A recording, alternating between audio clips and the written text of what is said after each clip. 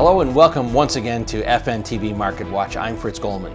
Joining us again here today is Renato Graziano, Managing General Partner of Graziano Public Relations. Thanks for joining us again today, Renato. Good to be here, Fritz. So, Renato, what are some of the challenges and opportunities presented by new media, particularly the new forms of social media?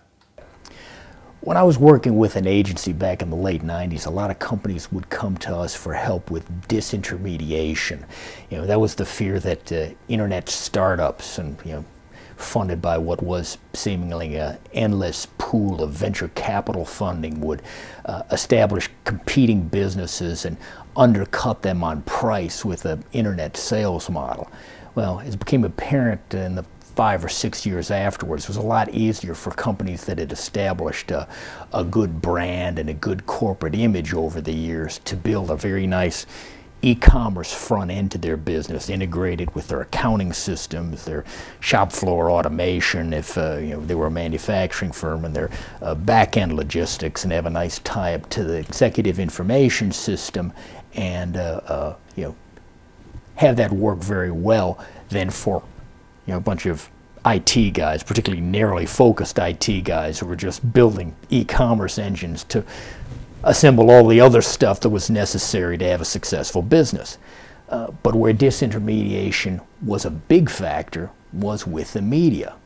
And over those years, the business models of newspapers, magazines, television, and radio, there's been big holes blown in them, or they've been completely obliterated. Now, the challenge for public relations professionals like myself is to be constantly monitoring these new channels to see who are the key decision makers and who are the key influencers, so we can be effective whether we're promoting new products, whether we're trying to move some corporate or institutional image, or if we're involved with some sort of a national issues campaign. But this process can be a game changer, right? Yeah. If a company's done what it should be doing over the years in terms of the product brand, the corporate image, that type of stuff, what the new media enables them to do is establish direct ties to their key publics around that traditional media, ties that are a lot closer. Things like search engine optimized press releases, direct links, different analytic tools that are available.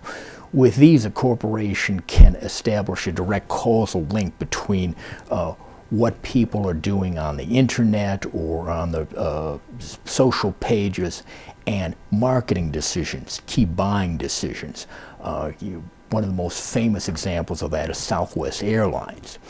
They put a search engine optimized press release onto their website, and it had all the keywords, very apparent, cheap fares in the headlines, and the cities involved with the discount tickets, and like the first sentence or two of the press release. So all the web crawlers and the scanning devices picked it up, and they sold $2.5 million worth of tickets off that one press release in 36 hours.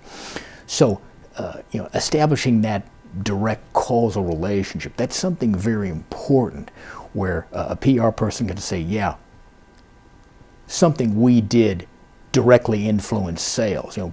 In this time period where every marketing budget, every facet of it is very tightly scrutinized, and careers can be very, very affected by what happens with just one marketing program.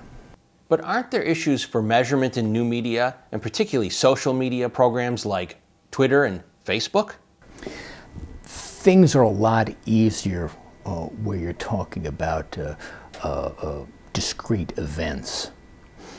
How many people go onto your internet site, your Facebook page, and out of that percentage, how many request additional information about your company, your product, or leave information about themselves so you can contact them later and build maybe this bulk of potential publics or potential customers. For people like me in the PR realm, there's measurements like Xeno Returns, Twinfluence, Technorati, that help us find out whether we're reaching the key bloggers that we need to be talking to on, whether we're talking about a product or talking about a company or whatever.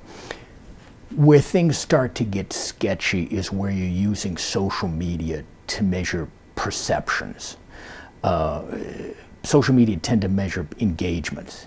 How many people are following my tweets and how many are requesting information, and sort of the depth of the interaction. How many times a month are they clicking in or leaving messages, that type of thing. When you're talking about perceptions, you're talking about a lot of gray data.